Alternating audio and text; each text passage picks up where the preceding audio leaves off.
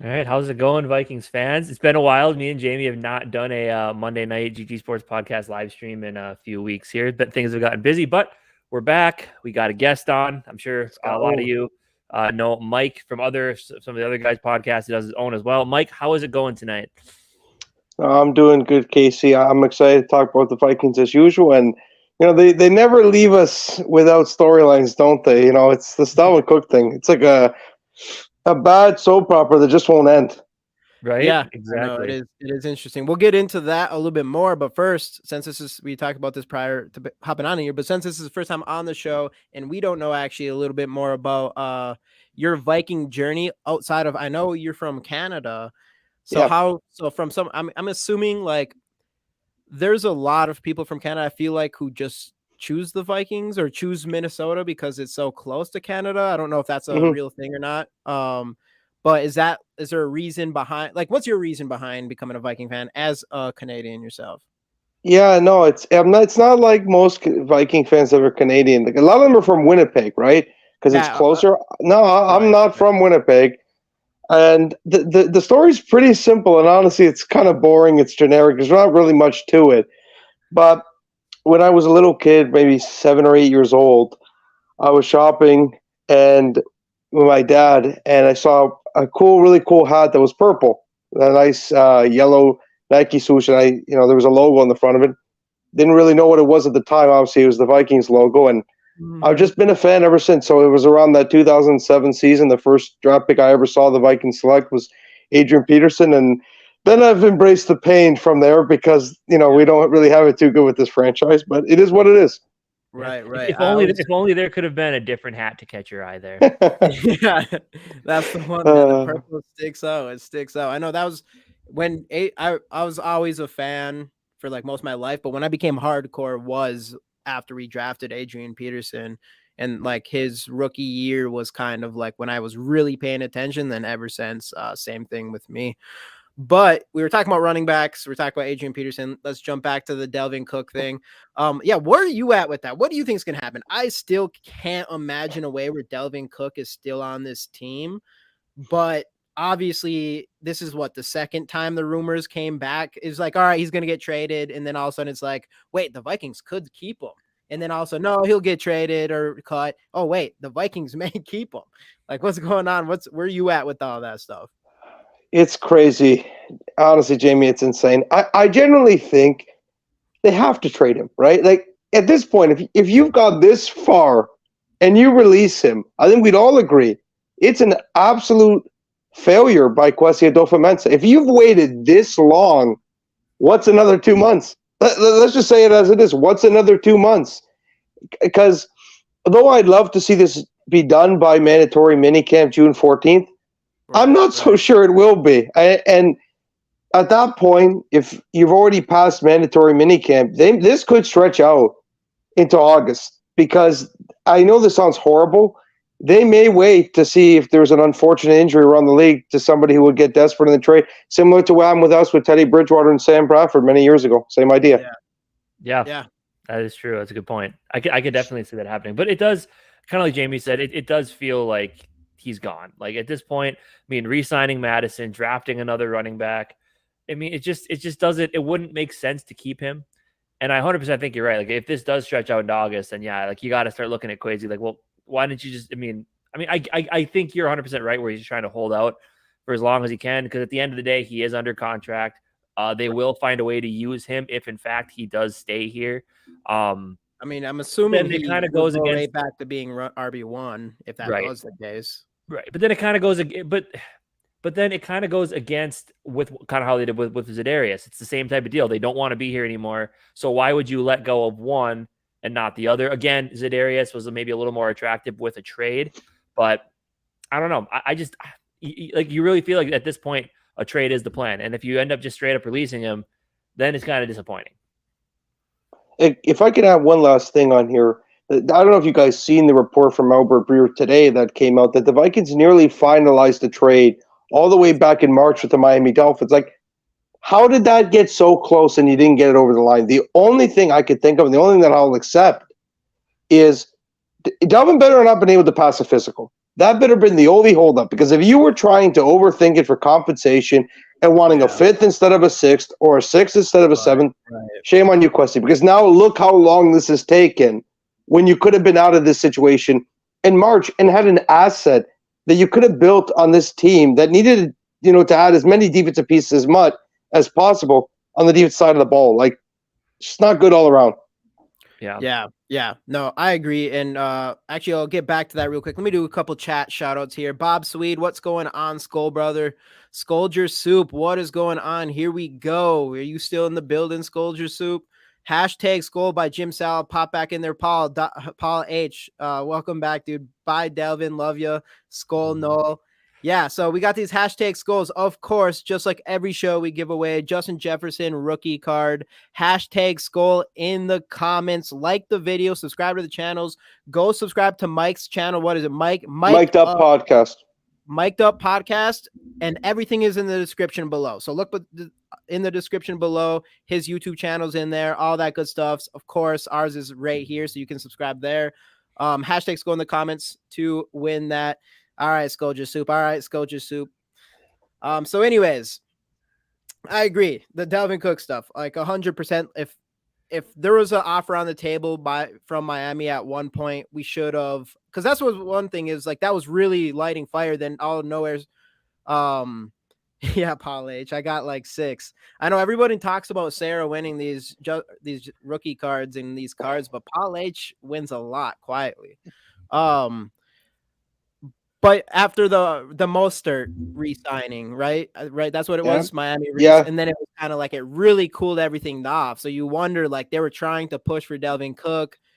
It didn't really work out. We didn't agree on terms, and all of a sudden they went after Mostert. And then just like I think you were the one, you sent in that tweet in the group chat today. And then they drafted Aiken, or was it Caney or whatever it was. Mm-hmm. So now it looks like, I know people still think that Miami could be the favorite, but man, they got all kinds of guys in that backfield now. So, I mean, I know people said Miami's still interested. I think last week they said there was another AFC team that was interested. I'm not sure which one that might be.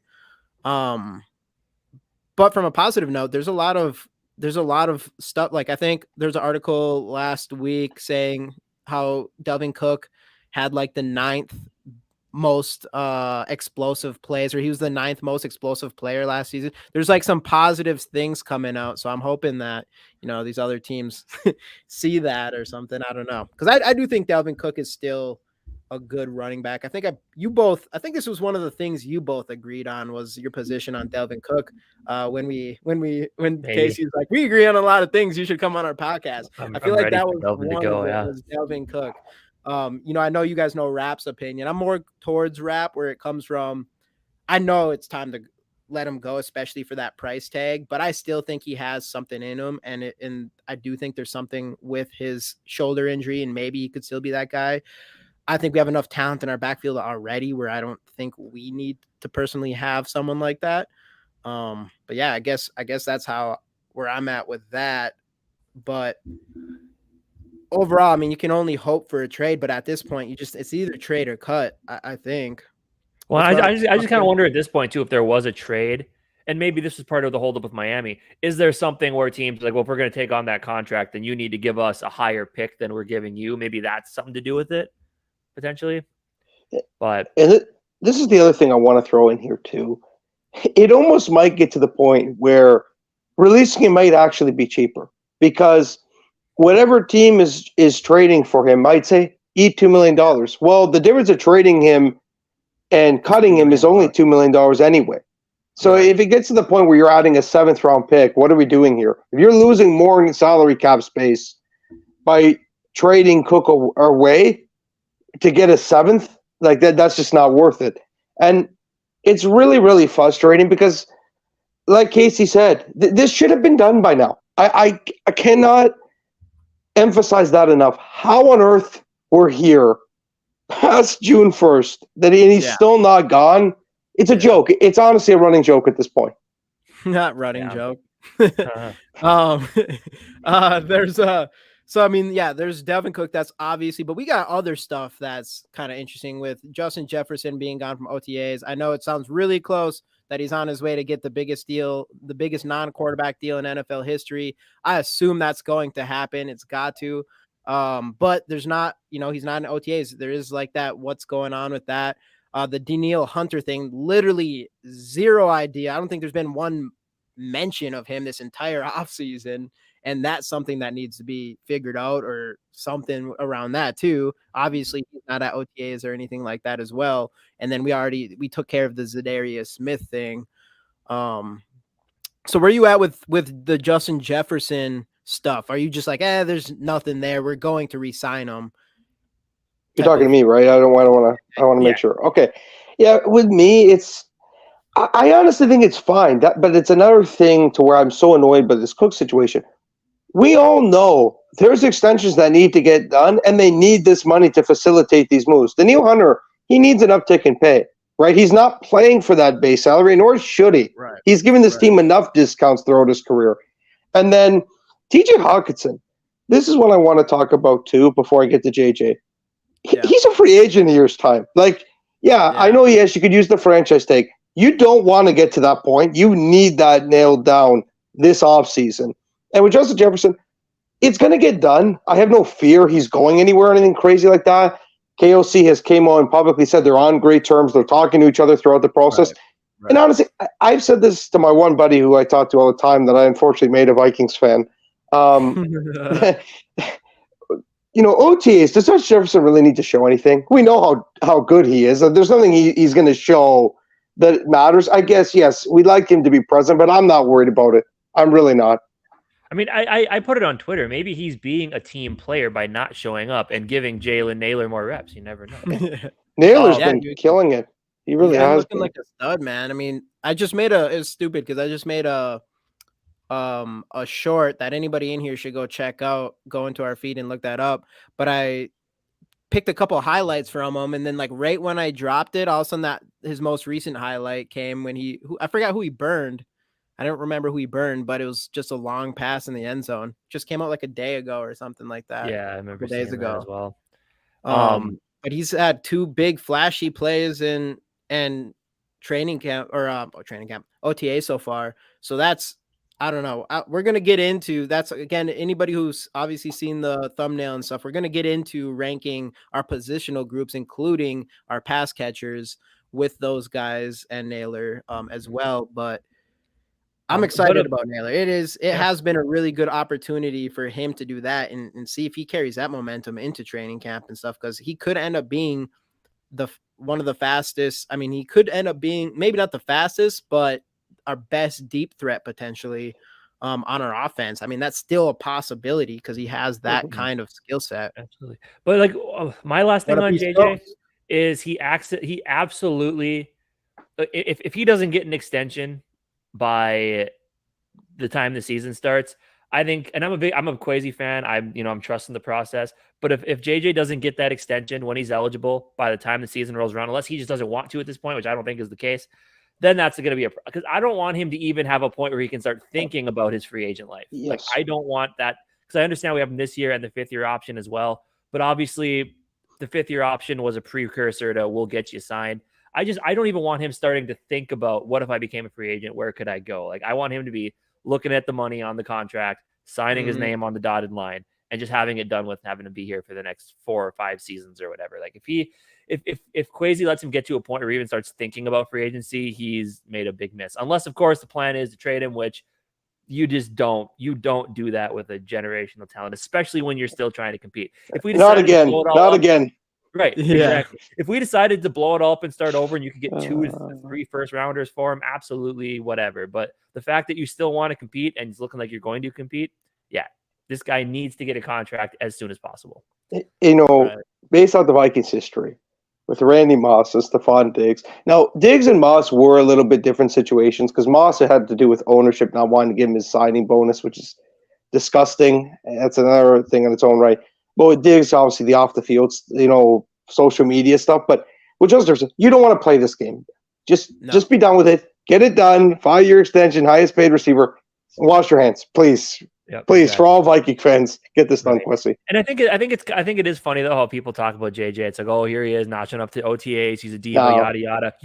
You don't hear one peep from him. He's not like on social media saying stupid shit. Like he keeps to himself, and that's what you want. And I know some other people some other podcasts I watch on YouTube, they say a big thing when it comes to negotiations and contract stuff is if you don't hear anything, like there's nothing out there, it means things are going well. At least there's a plan in place, which makes me think that Danielle Hunter is going to be re-signed as well. Because there's been, like Jamie said, even one little peep about him, which is weird. Yeah, nothing at all. Like that's what's he's like the biggest mystery of it all. Like no one's even talking about him. There's nothing at all. So my guess, I'm going to agree with Casey that I expect us. We kind of have to. We need to.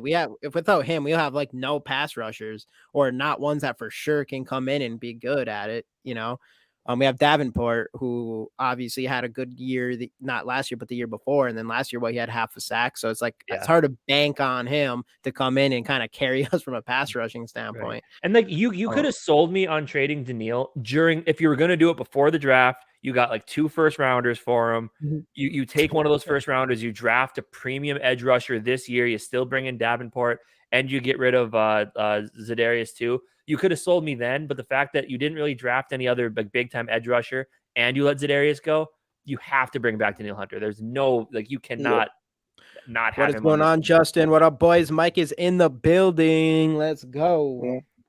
Let's go. I'm with you guys on the Hunter thing. It's too late now. That ship has sailed, no pun intended, with the Vikings. But in all seriousness, get it done. He wants to play with Flores. I think that's why it's been so quiet. Danielle Hunter, he is not a guy to stir the pot. But the fact that he's been so quiet, not even liking tweets, nothing cryptic whatsoever. Right. I think it's a matter of the Vikings have told him, we're going to give you the up-ticket pay. Just be patient. It's coming, though. We promise you it's coming. You're not playing for that exact contract. We know that's not fair. We just got to figure out this Cook situation. Like I've said, it's held up way too many things. It really has. Absolutely. What up, Purple Pocket Podcast? Rap in the building. What is going on, dude? Again, hashtag Skull. Might as well do it again. Giving away a Justin Jefferson rookie card just like we do on every show. Hashtag Skull in the comments. Like the video, subscribe to all our channels, ours and Mike's. Everything is in the description, so you should definitely go do that. Yeah, hey Rap, sup nephew, sup Rap and Justin. Let's go. By the way, over here at GG Sports Podcast, we are up to. Let me take a look because I think it changed here as of late. What are we at? What do we got? Now my computer decides to go slow tonight. Awesome. 796 subscribers, 4 away from 800. So let's make that happen, huh? If I can do a cheap plug for myself, if you don't mind, the MikedUp Podcast is currently on the road to 200 at 125 subscribers as of this moment. We just released a video of the Buffalo Bills signing Leonard Floyd, if you want to check that out. And we also do NHL content. We'll be talking about that after the Stanley Cup's wrapped up. So if you like that stuff, please subscribe. Be much appreciated. Hey, let's go. Definitely go subscribe to Mike's channel, MikedUp Podcast. Link in the description, correct? Podcast. Everything's in the description. So Floyd went to, I didn't know that. Floyd went to the Bills, huh? Yes. I was low-key disappointed with the Ed Oliver extension for Buffalo Bills because there was some people even had Delvin Cook going to the Bills with the Ed Oliver from their side of things. I was like, man, if we could get any extra bodies in that defensive line, that'd be huge. But of course it wasn't. Yeah, it's nice to have actually defensive pieces you want to extend. Isn't that quite the development? It feels like forever, guys, since we've had a star defensive rookie. It's been way too long. Hopefully Asamoah, Booth, one of these guys, Scene breaks out. We need it really bad. Yeah, I've been high on Scene since the day we drafted him. So he's the guy I'm watching this year. Lewis Scene. I think he's gonna do some good things. If I had to pick one, I would tend to agree. Honestly, guys, I don't know if you guys have ever mentioned this. I'd imagine you have on your channel. Andrew Booth, guys, I'm terrified he'd never amounts to anything. His injury history is so bad. It's terrifying. I'm not out on him. I know Rap's out on him. Some other people are out on him. I'm not out on him from a talent standpoint. From an injury standpoint, then it's concerning. It's concerning. Yeah, it is concerning. Obviously, he was injured all through college. Obviously, it's his rookie year. it's 1 year, one injury. I don't want to dig too much into it. If we go into this next season and the same thing happens, then yeah, I mean, it could be just, it could be over for him just like that if that's the case. But I'm just obviously just hoping that he comes in and stays healthy. It sounds like I forgot who mentioned it. Someone mentioned pretty recently one of our players talked about Andrew Booth and that he's just there. KJ Osborne, I think. Was it? It was KJ. Yeah, it was. Yeah, it was. Yeah. So he was kind of hyping him up a little bit over there. So that's good news regardless. But yeah, man, we need one of those players that you mentioned, even him, Evans, and like someone needs to step up because if they don't, our secondary is in trouble again this year. We need one of the, and because we don't like, we kind of feel like we feel good with Byron Murphy over on that cornerback one. But who knows? He didn't have the greatest season last year. He was going through his own injuries and stuff like that. So it's kind of up in the air. You're really hoping at least one of these young guys, even Blackman, whatever, come in and or Jay Ward. Or Jay Ward too, Ward. And any of those guys, we need one of them. Like you said, like who was our last defensive rookie who's came in and kind of it's Daniil. It's Daniil Hunter and Garrett Kendricks the same year. That's way too long ago. Like Daniil is nearly 30 years old, and Kendricks is on the Chargers now. Like it's been way too long. And we have so many young talent there too. Yes, because we just messed up on so many freaking first round corners from there. And hopefully, I don't know, man. Hopefully, one of those guys step up. And I think we all feel pretty good about Asamoah. And hoping that he's going to come in. Obviously, he's still kind of smaller, but we've seen a lot of good things from him, and he's definitely still carrying that hype around. So I feel like he's going to be the one this year out of all those players that will obviously take that step forward. I hope Scene does. Obviously, he missed pretty much his whole rookie season, so it's pretty much his rookie season all over again. But man, I'm excited for him to stack some bodies and all that good stuff. But I don't know. It's going to be interesting to see kind of how it goes out from here. And then pretty much it won't be too long we're heading into like the really boring part of the season. It's pretty much official now, right? We're at pretty much the beginning of it. There's one more week of ETAs and then mandatory mini camps like the week after that. And then it's dead until training camp. Until training camp. Yep. Still, even though it'd be kind of nice to have some sort of news break during that time, hopefully we figure out this Delvin Cook thing and, move past that. Cause a lot of it too feels like we're waiting, like a lot of the Justin Jefferson thing and the Hunter thing and the TJ Hawkinson thing feels like we're waiting to figure out this Cook thing and open up that little bit more space or whatever. And it's like, until we do that, we're not moving on from that and just get like, I was hoping we'd sign Justin Jefferson right away just to get it over, just so like we're not messing around with JJ. But this is the thing too, Jamie, is when you have those extra dollars on the cap, right? You can push money from his extension into this year, so then it's cheaper down the line. So instead of paying him, I don't know, I don't want to even say 30 because that terrifies me. Let's say 28. Instead of paying him 28 a year, say you push maybe $4 or $5, maybe even $6 million this year. So then you're paying $26 million a year. It's significant. $2 million, that adds up, over time, and it's with the cap going up every year. Little moves like that, it's stuff that Rick Spielman very rarely has done. When he was GM of the Vikings, we need that stuff done. And you can offset JJ's money that you're putting on the cap this year by a Hawkinson extension, so they offset each other. And you're in a perfect situation with essentially the same room. You give that money to Daniil, maybe you bring one free agent, and then you've actually had a really productive offseason. But you can't do that until Delvin Cook is gone. Right. Yeah. I know. That's what it kind of feels like. It's like we can't do anything until this is figured out. And that's what, back to the Kwesi thing about earlier, if there was a deal on the table with Miami, is that, we could have had this figured out already. And if he you wonder what the deal was, but if it was like, he wants a little bit more and maybe he took too big of a bite that he could chew. And then now we're sitting here just prolonging it and we can't make these other moves and stuff like that just because we're in this situation with Delvin Cook. It would, it does stink. Hopefully it does all end up working out. So far I feel like with Kwesi seems to figure out a lot of these things. I mean, even the signing of Davenport and Murphy it felt like we didn't really have, like, we're worried about any cornerbacks or whatever, and all of a sudden he pulls in a couple guys, and you're just like, all right, we feel a little bit better about the whole situation now because you went and did that real quick. I do want to throw. No, I was just gonna say I have to throw this out. It's been bothering me. I gotta get this off my chest. Yeah, this doing right by Dalvin stuff, it blows my mind. Like I get it to an extent, fine. Let him go to a destination he wants to be at. But if and we'll never know this, right? It's not going to get reported. But if the Tampa Bay Buccaneers, for example, wanted to trade for him, and they didn't trade him because that's not his ideal preferred destination, that is absurd. That is absolutely absurd. Like, it's a business. At the end of the day, he doesn't have a no trade clause. You trade him wherever you can get, move his cap to. I'm sorry. It is what it is. So, well, that's even like going back to the Zadarius Smith thing, where he said the reason he left was the contract ain't right. Well, you and your agent signed it. Like, if you don't like it, don't sign it. And then they took less money to go to Cleveland. He's on a 1-year deal now for less money than he was with the Vikings on the revised deal. Like, make it make sense. But anyway.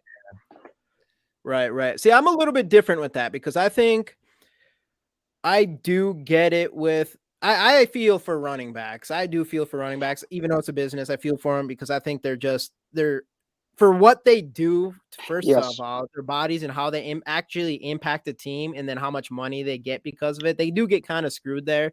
And I do think for Dalvin Cook, like, I don't blame Dalvin Cook at all to be like, I'm worth $14 million. I think a lot of running backs are worth that kind of money. Just no one's going to pay for running back type of thing.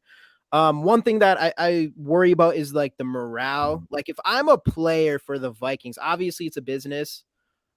If you want to kind of like, if your GM is just like, if it's obvious that your GM is just about business and they just want to, they're just immediately going to send someone somewhere and for whatever trade without, the other players on the team are going to be like, all right, this organization isn't worried to like fuck you over. Because I'm assuming they're not saying that in person. In person, they're going to be talking all nice to you and talking you up, all that stuff, and then turn around the corner and make a business move.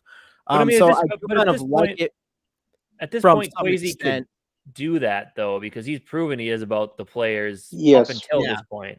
And this is the thing. He's pretty. You can only do that for so long. Like, at some point, you've got to do right by your own accord, by the salary cap. Like, you can't be nice to everyone, because at some point the players will step on you too, right? Like, it goes both ways. They're not just going to do you a song and say, "Oh, I love Minnesota, I'm going to take pay cuts to do this and that and the other." No, agents are vicious businessmen as well. Right. And I mean, because that's their livelihood comes from a cut of a contract. So like obviously, and that's the thing too, is at the end of the day, like, no matter what, if you're a GM, if you don't make business decisions and correct ones, you'll get fired. So it's like, you do, I do think there's a balance. There should be. I do like the balance of it. Like, I like Kwesi. Obviously, it's getting to the point where you're really stuck in a hole here. Like, how much you kind of have to get rid of Delvin in some way or form, whatever, because it's too far deep. Like, I don't know how much you can do the whole player friendly thing, but I do feel like you should find that balance. But at the end of the day, like, if you're a GM, it's your job. You got to win games, and you have to make those decisions to win games. But if you can do that and also come off as like a team friendly, player friendly guy, that's huge for morale, especially when you keep around guys like Justin Jefferson and hopefully our quarterback of the future whenever that happens. But those kind of situations, but like you said, there's a good chance a player doesn't care either. They're going towards the money. Like, they don't care how nice you are sometimes. They want that money for sure. And then you have guys like Harrison Smith, though. He's a good example of someone who loves our organization, who's treated him well through his career, and he's willing to take pay cuts and all that kind of stuff. So I do like that part of it, but that's kind of where I'm at with that. Obviously, that's why being a GM is a super tough job, but you got to make those decisions. With Dalvin Cook, that's coming down to the wire. Like, we're at a point now where you just got to make a move, because it's for both players, even for Dalvin Cook. Like, if I'm Dalvin Cook, I need to figure out where I'm going to be next year, because it's not looking like it's going to be here for sure. I mean, so does there get to be a point where Dalvin Cook's like, all right, I'm tired of waiting around. I I'll take whatever sort of pay cut you want to give, or we'll work on a pay cut. I'll stay here another season, free agent after that. Is there a point where Delvin gets to that point? Oh, I hope not, man. I really hope not, Casey, because I'm sorry, and this may offend some people, so be it. I am so for a running back committee. I never wanted Dalvin Cook to sign the second deal, and not because he's not talented. If you look through the history of the last 10 plus years, paying running backs doesn't pay off. Mm-hmm. Look at I saw a tweet about that too. It was earlier today where like the last big time running back that got paid a lot of money that made it to a Super Bowl. So that's fair. The last time a Super Bowl winner had a higher cap hit base salary, of $2.5 million was 2008. We know where the NFL's heading now, guys. It's just the truth. That's why Justin Jeffersons of the world get paid probably 30 plus. Exactly. Right. And quarterbacks, and that's why quarterbacks are talking. Like I heard someone was like, I can't remember what site it was, put out a tweet where it's like, do quarterbacks need their own sort of like pay scale, like off from the original, like, because obviously quarterbacks are just gonna, like, the money is just gonna keep going up and up and up if more of these guys keep coming into the league and the league keeps going in this direction. Which, I mean, let's be honest, you'd rather see a 45 to 35 game where each quarterback has 400 yards than a game where the quarterback throws for like 50 yards and the running back has 120 yards and 3 touchdowns. Like that's, it's all about eyes now. Back in the day, it was about football. Now it's all the Kirk Crusaders, though, Casey. The Kirk Crusaders would have faces as red as Brock Lesnar when he's wrestling. I don't know if you guys ever seen that the gifs. If Kirk Cousins for 50 yards and we won a game 28-0, the Kirk Crusaders would lose their mind. They'd lose their mind. You're not wrong. Hey, Sarah, what is going on? Hashtag Skull. Again, everybody, giving away Justin Jefferson rookie card. I know Sarah's in here and it might scare you away, but she hasn't won in a few weeks, so you might have a chance, even though I feel a heater coming for her. Hashtag Skull in the comments. Like the video and subscribe to the channel. We're going to jump in the segment pretty soon here. Is there any last words on, where we're at in the offseason, OTAs, or any of that kind of stuff before we move on into the segment? Trade Dalvin, sign everybody else. Super Bowl. Yeah. What do you got, Mike? I wanted to add one last thing because I was a little bit, fair in my criticism of Kwesi. He has been a businessman. I do want to make that clear. Like, as a general manager, he has made some savage moves, right? Where he cut Armand Watts last season. He cut Amir Smith-Marset, Janarius Robinson, Wyatt Davis, Kellen Mond, and then this year Cameron Dancer. Like, he's made those moves. Yeah. It's just I worry that with this Dalvin thing, he's overplayed his cards. But we'll see. Yeah, and not to mention pretty much all of Rick Spielman's last draft as a Viking. Pretty much destroyed that. Weird house. Yeah, all those places. Besides Patrick Kenny Willekes was another one. They cut him this year too. After everybody's like, once we get Willekes back, all this stuff, and as soon as he's kind of back on the roster, he just gets cut right away. Yeah, poor guy. I mean, you're right, and that's the thing is, like, I think he's being strategical with it because Delvin Cook is like, that's what I'm saying with Delvin Cook. Like, he's been a very good teammate and player for the Vikings. Like from just from like being a team player type of standpoint. So you can see if I'm Kwesi, like, you got to be smart with him. You don't want if you have a star player, you don't want to treat them bad or do something like that. You want your other star players who are doing really good to see how you handle other star players. So I do think that's a thing with Kwesi too, is like, you got to kind of be smart with your dealing with Delvin Cook, especially because he's so liked by his teammates and all that stuff. And he is a good player and has done a lot for this team. So yeah, it's interesting. But like you said, at this point, it does seem like he's overplaying his cards a little bit. So we'll see. I mean, it's going to stink if this really pushes the next couple months, but hopefully we see something somewhat soon here. He may be being too strategic for his own good. Yeah. Yep. Yeah. I mean, there's a chance he probably was. I think that's probably what kind of happened here. Someone gets injured out for the season to trade Delvin. She has the same thought. Yes, and I think that's exactly what they might be doing. And let me make this clear. I really hope this isn't the way they end up trading, because I feel horrible when there's injuries before the season even starts. Yeah. But unfortunately, with running backs, it does happen. It's just the business. Yeah, absolutely. Yeah, and I think holding Delvin Cook all the way until the trade. I mean, I'm assuming he's not going to be enjoying that, like sitting in preseason right. games and he's still on the roster or something. Yeah, but also like they gave him the option, like, hey man, pay cut, or we're gonna try to find something else. And True. Very true. Very true. he All right, decided, let's jump into the segment here. So for this absolutely. segment, we are going to go and let me put this up. We're going to rank the top 10 positional groups in all of football. We're going to go through a slideshow and kind of go through each one. We kind of picked our own top 10. We can talk about other potential top 10s that we might have missed, because I'm sure there is some.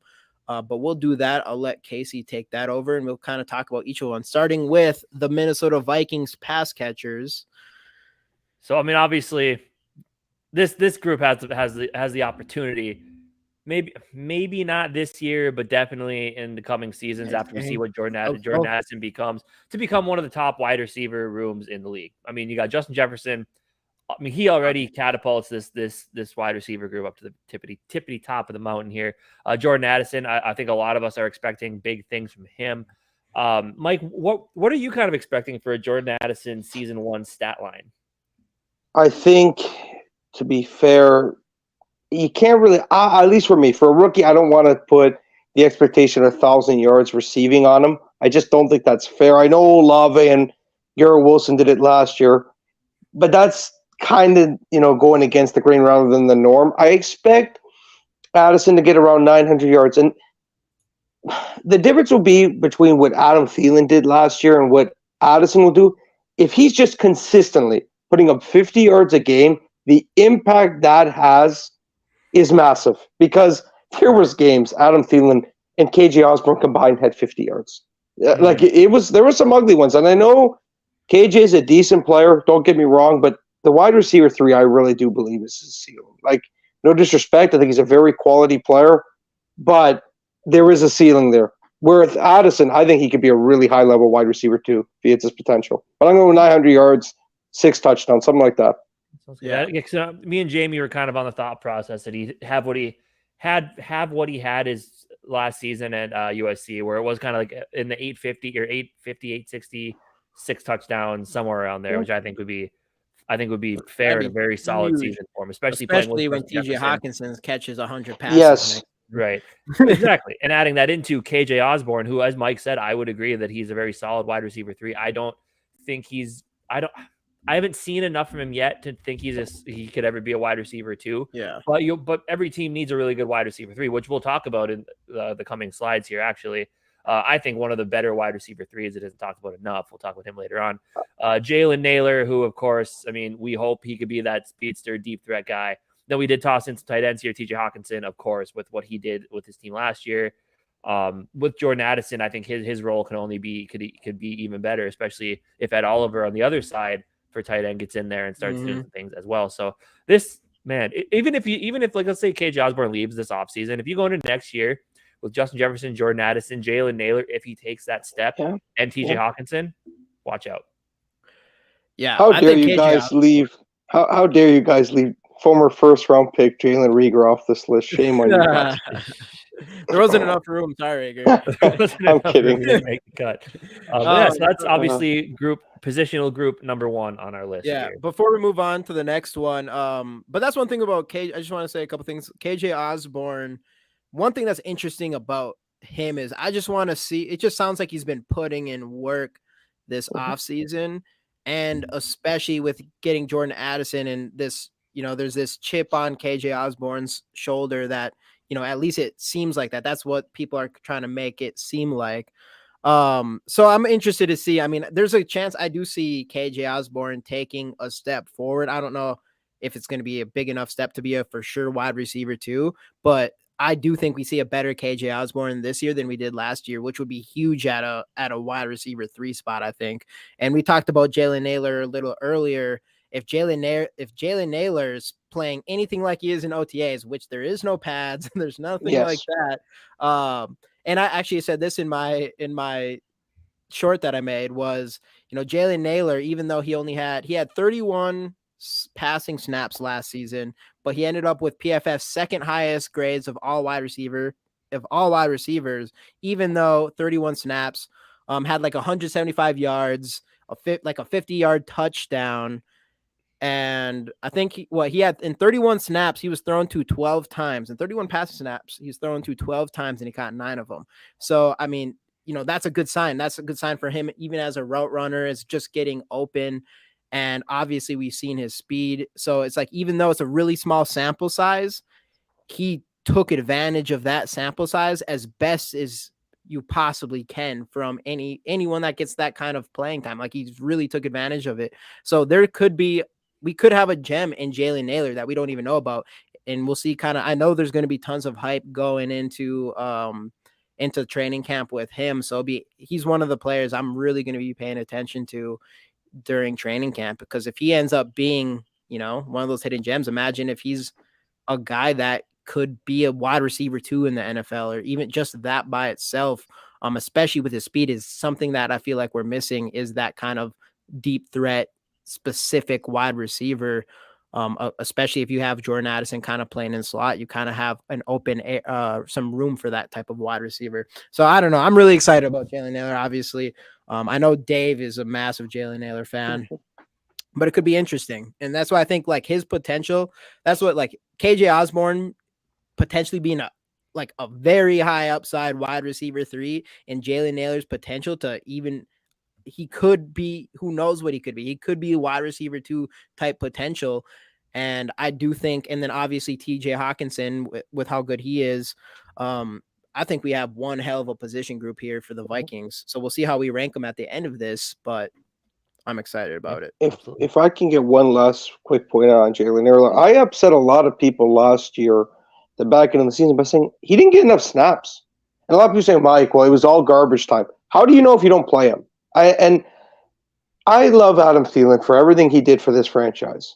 But at the end of the day, he needed to be taken off at times. He should have not been given that many reps. He was, let's just say it as it is, he was basically a wide receiver 3 at that point in his career last season. And Jalen Nailor needed more an opportunity. I truly believe that. And I hope it's a strong competition between Osborne and Nailor for wide receiver 3. Don't just give guys a spot because they started that way in training camp and just held on come preseason. You've got to give competition and reps to everybody. And it helps Kirk Cousins because he loves spreading out the ball anyway. Yeah.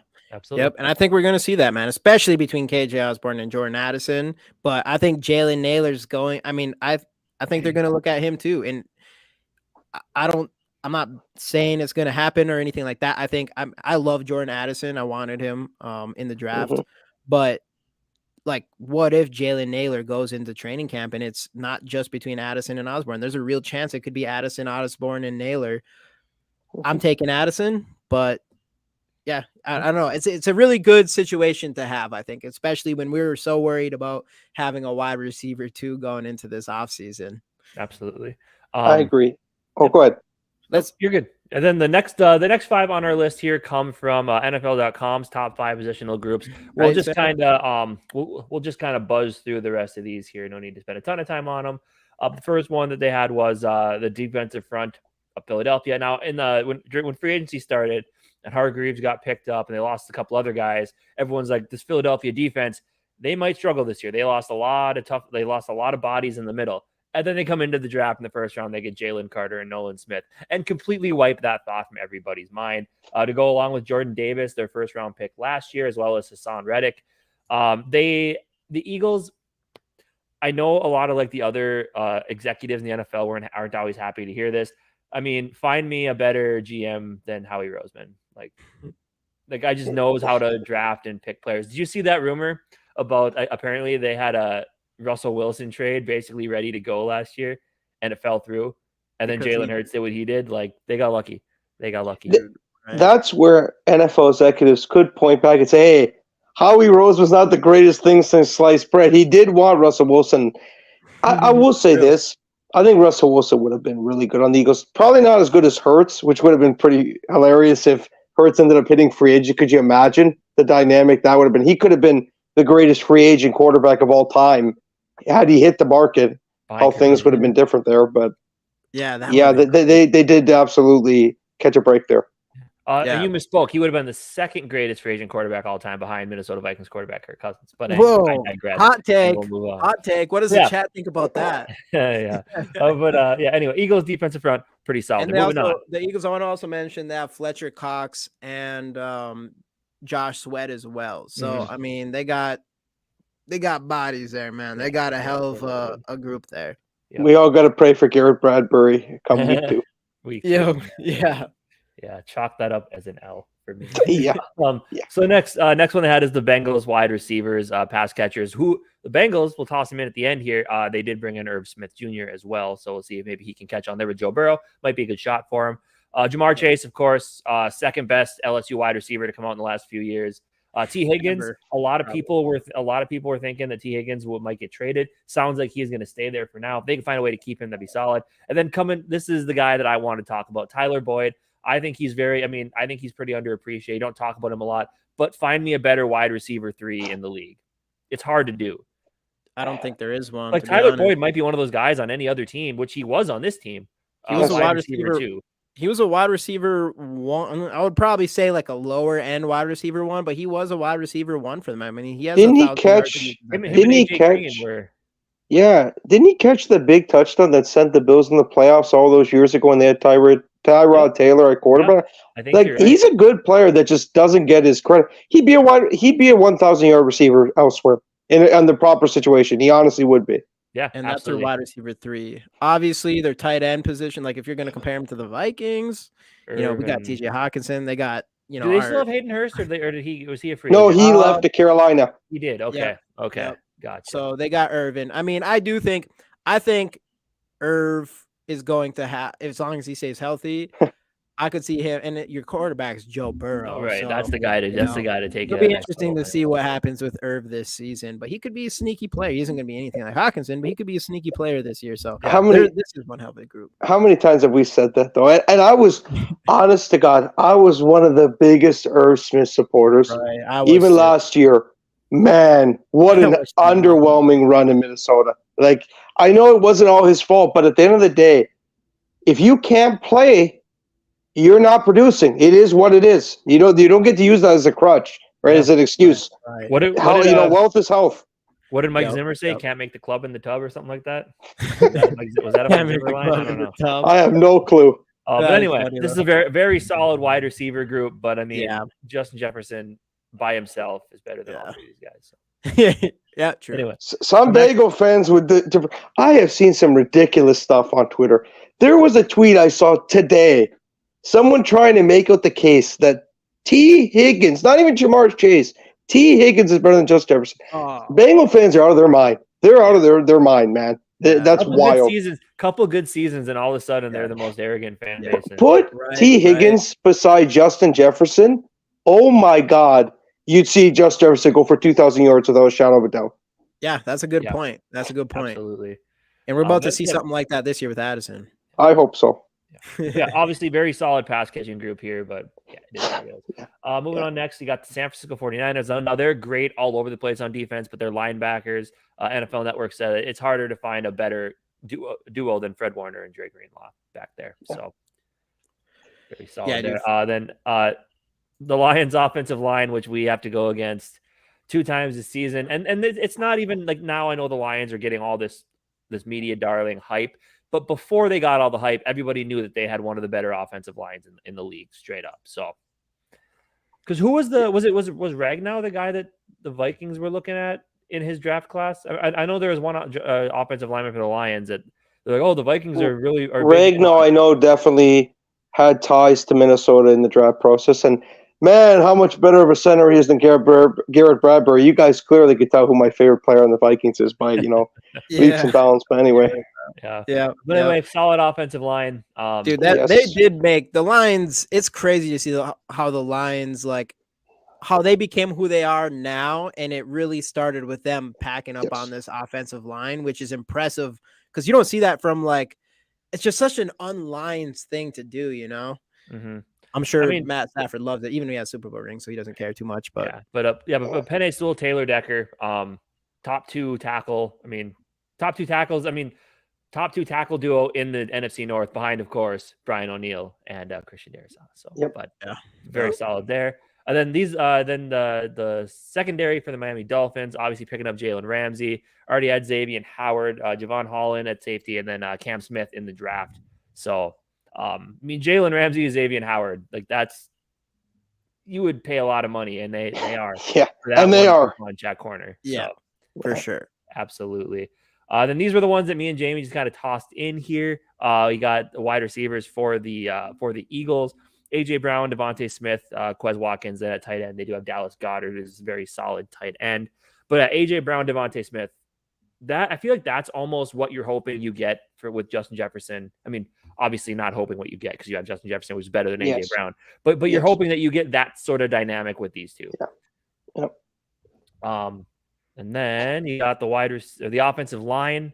I know Eagles get 3. Well. It's kind of annoying, but but it's a good team right there. Jordan Mailata, Landon Dickerson, Kelsey's still doing Kelsey things. I believe, is this his last season? Did he say? Is it one more run? He said this before, so who knows? But he's a Hall of Famer. I honestly think Jason Kelsey. I think Travis is too. The two brothers could be Hall of Famers. It's pretty wild. But one thing I do want to touch on about this Eagles outside, there's one player that could be a potential weak spot. The Vikings have a chance, or any team for that matter has a chance to beat them. Attack Cam Jurgens religiously. If you guys remember, I know it's Jordan Davis, but I remember him getting literally shoved 20 yards backwards in Eagles OTAs last year by Jordan Davis. He might not have a great anchor. Just a thought. Maybe there's a little bit of a chink in the armor there with Cam Jurgens, but aside from that, they have a ridiculous offensive line. Yeah, and then you got Lane Johnson, of course, who's also probably a guy who's looking towards the Hall by the time that's all said and done. Possibly. And then wide receivers for the Seahawks, DK Metcalf, Tyler Lockett. Now this is another sort of the dynamic I really wish the Vikings would have here, where you have like DK Metcalf, who's like the good all-around receiver, and then Tyler Lockett, who is just your post route, throwing the ball type of guy. Right. And then you're going to mix in a guy like Jackson Smith and Jigba, who's just a route running technician. Slot technician. Like you have this is what you hope the Vikings end up with in DK Metcalf, Jordan Addison, and Jalen Naylor, is this type of dynamic where JJ's all around, Addison's the route runner guy, and then you got Jalen Naylor, who's just going to take the top off the defense. And then, I mean, if you want to keep doing the comparisons, you could have the second best Iowa tight end to be taken in that draft, who was Noah Fant behind TJ Hawkinson. He's had a very average career. I don't want to, go on too much. Wasn't he a first round pick? I'm pretty sure he was, right? First rounder. Yeah. Yep. He did not live up to expectations. He's been okay, but that's it. Yeah. Right. Yep. But could you imagine if this Eagles team pulled off that trade and found a way to get Jalen Hurts in that deal with Philadelphia for Russell Wilson? You imagine Jalen Hurts? Oh my god! That would. But anyway, wild. This is why with this team, these guys are all young, except for Tyler Lockett, who's getting up there in age now. Mm-hmm. But I mean, like, you have Geno, and he's playing well, but with wide receivers like Metcalf and Smith and Jigba, you need to find yourself that next guy at quarterback. So I do want to randomly touch on this. When I see DK Metcalf and AJ Brown, I can't help myself. Of course, the Vikings are the one team that drafted a bad Ole Miss wide receiver. Because just to suit the narrative. Yeah. And then more wide receivers. The wide receivers for the Dolphins: Tyreek Hill, Jalen Waddle, another couple guys. I mean, if you look at, Justin Jefferson, if he just had a really good running mate, I mean, like I said, having Justin Jefferson puts you up there. But you look at like Tyreek Hill, Jalen Waddle. You look at AJ Brown, Devontae Smith. You're looking at a lot of top wide receiver duos in football right now. Like, that's pretty nuts what these teams have done there. But yeah, so those are kind of the 10 positional groups that we will be ranking in our tier list here. Yeah, let's jump over to that. So yeah, we're gonna all right, I got it. So we're gonna start backwards with 10. So of all of these positional groups, which positional group do we think is the worst? And it's hard to say the worst. I don't even know how you would the worst out of the best. Would you say it's like the worst or the ones that are gonna have like the least amount of impact on the game? Like that's why ranking these is gonna be tough. Because obviously, like you look at a team like San Francisco with those linebackers. Like, is that who you would put? Like, there's phenomenal linebackers, but with that position, would you put them at number 10? Like, I guess if I had to throw out a shout out, and it's not to say that they're not good because all these position groups are good, obviously, as we talked about earlier. Right. I might give an outside shout out for the Dolphins receivers, and it's not necessarily, or even the Dolphins corners. It's not because they're bad players, but they're both kind of interesting groups where with their corners, Ramsey's older, Xavier Howard's not that young anymore. This was 5 years ago. You might be saying that.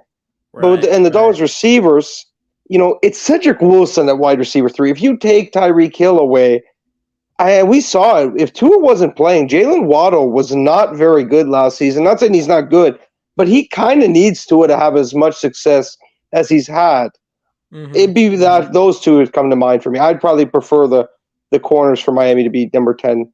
Number 10? Okay. That's just me. You guys can, have your opinion. I agree. I can agree with that. Especially, like, if I was going to say, I think out of all these wide receiver groups, for sure, that we have on here, or pass catchers, whatever, I do think I pick Miami as the worst out of them. Because I agree they have two really top-end guys. I'm pretty sure Xavier Howard is definitely getting old. Yes.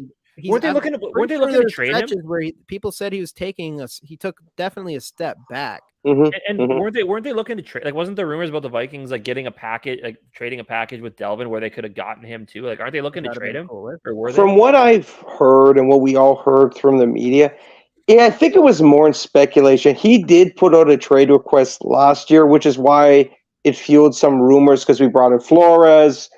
He was very close to Brian Flores in Miami, but there was no real concrete trade speculation from the Dolphins side. It was more in Howard wanting to potentially move on. Okay, gotcha. All right, so putting them down at number 10. Are we thinking? Do we want to go next right with their right in line with their wide receivers going up to number 9? I think we can. I know how solid that Eagles offensive line is, but you look at Jason Kelce, you look at Lane Johnson, they're getting older. And as Mike said, who would you guys pick between the lines? Who would you pick between the Eagles O-line and the Lions O-line? I would take the Lions O-line for sure. Younger. I would too because of the age, but I personally would go the Niners linebackers. That's just me though. You guys can obviously, you want to trump me, by all means, feel free. Yeah, you're the guest on the show, man. It's tough to say. Like, as much as I want to hope, it's maybe more hope that Cam Jurgens is not going to be very good because we still haven't seen it. I'm just going off of one clip, right? Like it's OTAs. I don't know. I'd go Niners linebackers next, but that's just me. I think that's fair. For one thing, I mean, if you're talking about impact, positions of impact, like out of all these groups that we have here, I think the linebackers make the least amount of impact. If you have a really good one like Fred Warner, where they're all over the field and they're making plays every way possible, it can be huge. But as far as just from a position of impact, you kind of have to go. Linebackers would be the least in this, I think. Mm-hmm. I would agree. Yeah, I would agree too. We'll go there. And then I feel comfortable. I feel comfortable with putting Miami's wide receiver group at 8. I think that's fair. That's what I would do personally. But that's just me.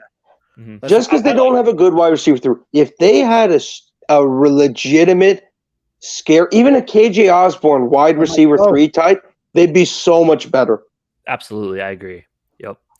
And they don't have a tight end. They don't have a tight end. No, that's right. They lost Gesicki as well. Yep. And they didn't really replace him. Anyways. Yeah, it's true. Didn't replace him, did they? Then at 7, I'm looking at that Eagles offensive line again, just because a couple of their stalwarts are getting a little older. And like I look at all these other ones, and I think that those players have a lot more impact on the game than they do at this point. I mean, obviously, them keeping Jalen Hurts upright, which is important, obviously, but also with the mobility of Jalen Hurts, it's not paramount either. So, losing Isaac Salamalu, I mean, it changes the dynamic. Him going to Pittsburgh hurts that offensive line because Eagle fans could just say Cam Jurgens is going to fill in. And though Howie Roseman has drafted offensive linemen as well as anybody, if not probably number 1, Right. You can make mistakes. Rick Spielman was a great example. You can hit on offensive lineman Brian O'Neill, Chris Darrisaw, and you can also miss Garrett Bradbury and others. But I don't want to, list off all the offensive linemen we've missed on over the years. Matt Khalil. Matt Khalil, the biggest blunder. Oh God! Oh God! I know, man. Thank God for Darrisaw, Yep. Yeah. Darrisaw is like, pay him too. As we're at it with all these other guys, go and just give Darrisaw a contract. We got to pay a lot of people. It'll be interesting to see who we can keep. All right, moving on. Number 6. Now, this to me is where it starts to get interesting. If it was up to me, I would have to go with.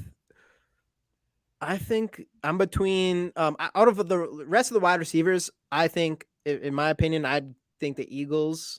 I think wide receivers should be 1, 2, 3 on this list. I think top three spots should go to wide receivers. You think so?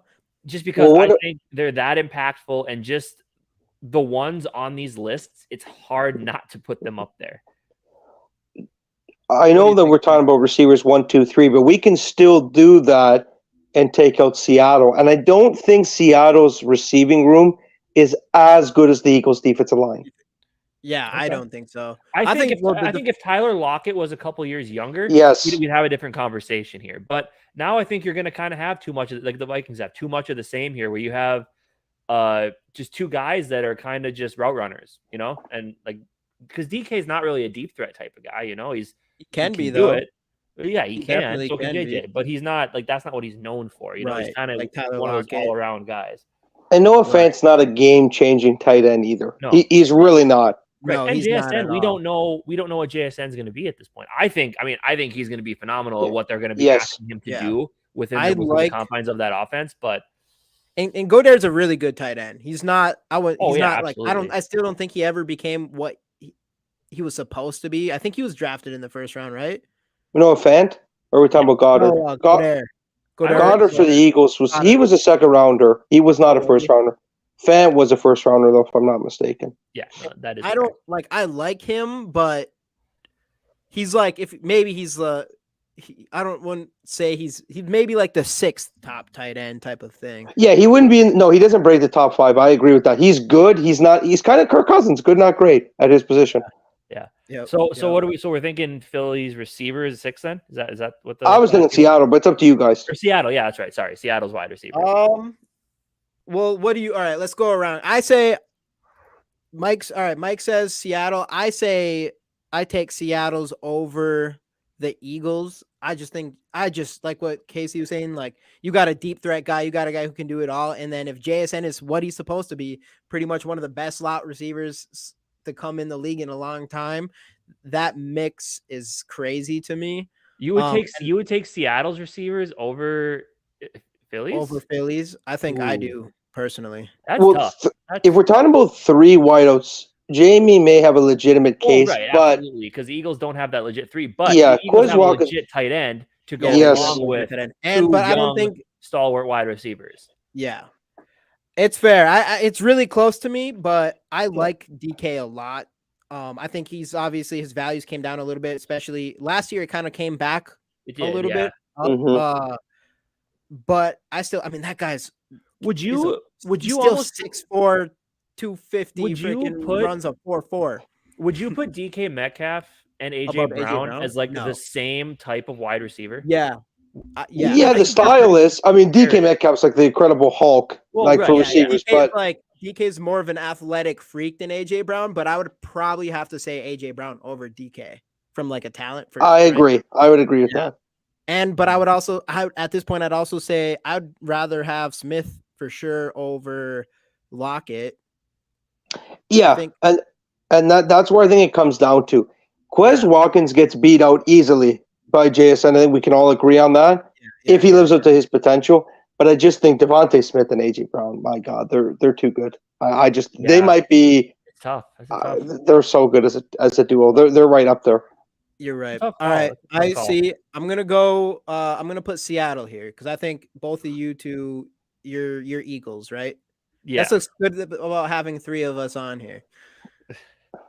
All right. So we got them. So now I think we come back to this wide receiver thing.